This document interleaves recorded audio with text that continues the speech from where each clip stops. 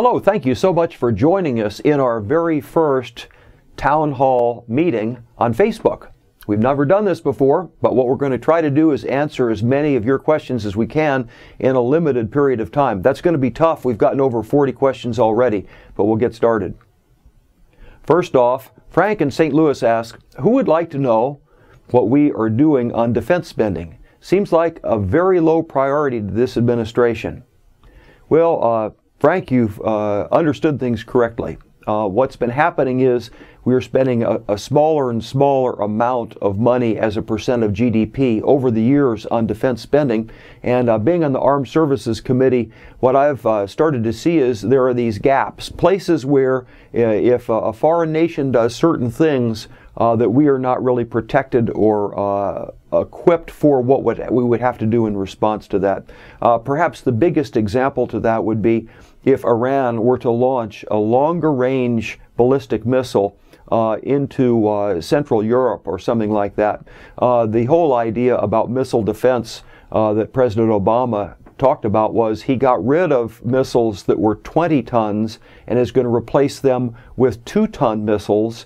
And the smaller missiles do not have the capability of stopping a longer range ballistic missile. So that's a situation, a specific vulnerability that if Iran does launch a longer range ballistic missile, we have no way of protecting Europe. And we do have the 20-ton missiles in Alaska, and we can protect a lot of the continental United States with those ballistic missiles, from ballistic missiles, but we really have that lack of capability. And there are a number of other places like that where we are not doing the things we need to do to protect our national security. And it really boils down to, among other things, is the percent of money spent of the gross domestic product on defense. Now, the Obama administration has spent money, just immense amounts of money, 3 times more deficit than Bush's biggest deficit year. So it's not the fact that they're economically conservative, it's just they are not prioritizing defense, and you were right in picking that up.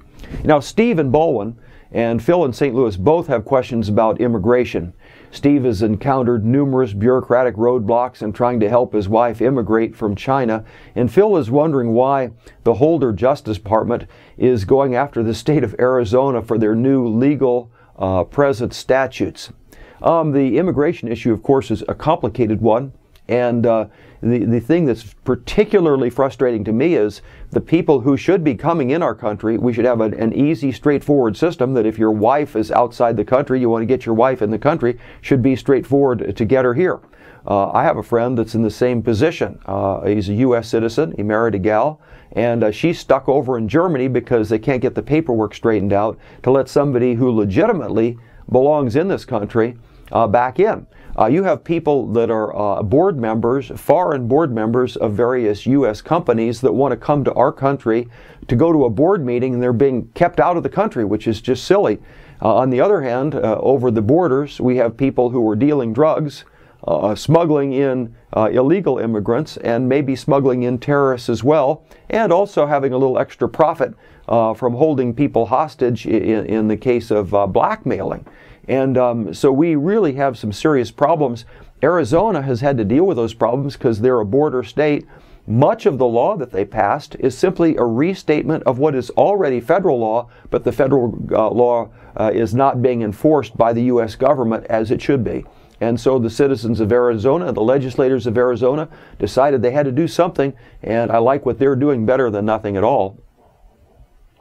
Nancy, also in St. Louis, asks about transparency. She says, why do you allow hidden proposals or programs into big bills being passed? Why can't the House and Senate actually write and submit clean bills so the American taxpayers actually know what they're voting for or against? Well, that's a pretty logical thing to say, isn't it?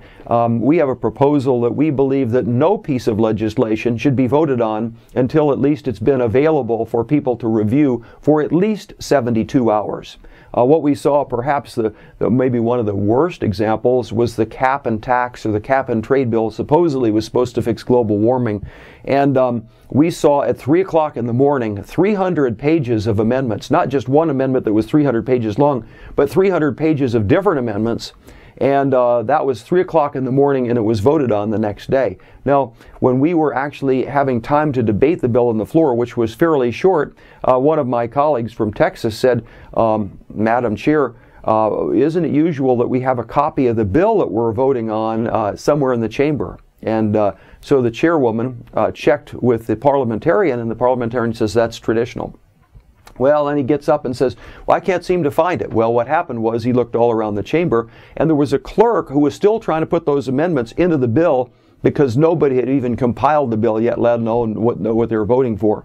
And so that was one of the first times that I've been in politics where the public started to take an actual attention in the what we call the process of how laws are made and how ridiculous that process is. So 72 hours should be the minimum, and also keeping the bill straightforward on one topic and fairly simple. Of course, the reason that people don't do that is they're trying to sneak bad stuff through, and that's another good reason why I vote no on a lot of this trash. Jim in Sunset Hills asked about energy. Do you favor nuclear power? Do you favor drilling for oil in Anwar? Jim, I'm an engineer by training.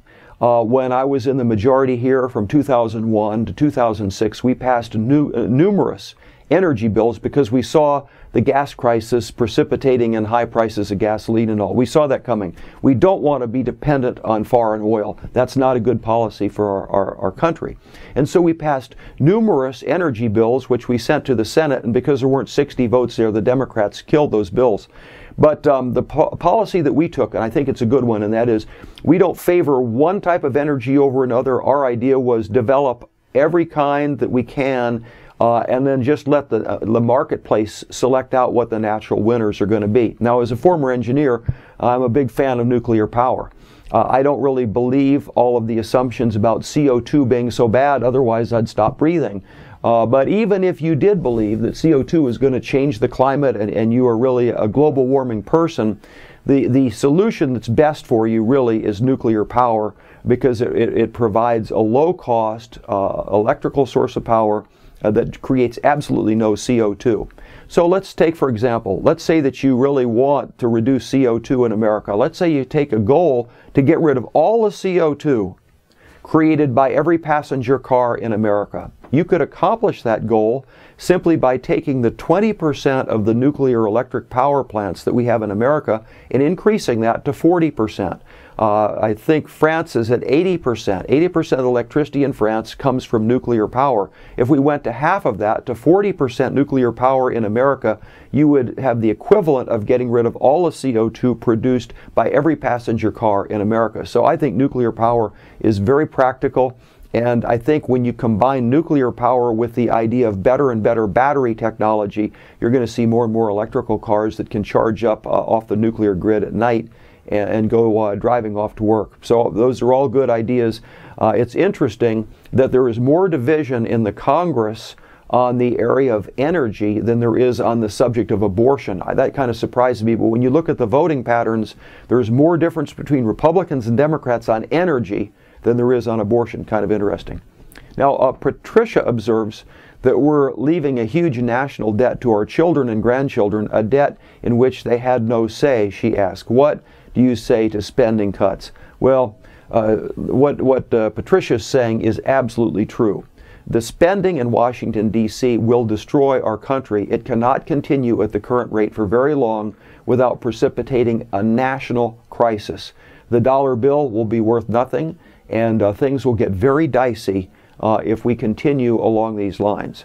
If you take a look, Bush was criticized for spending too much. I voted against a number of very expensive things that he wanted to advocate for, but Bush's worst spending year was 2008 when Speaker Pelosi was in charge of the House, and he had about a $450 billion deficit that year.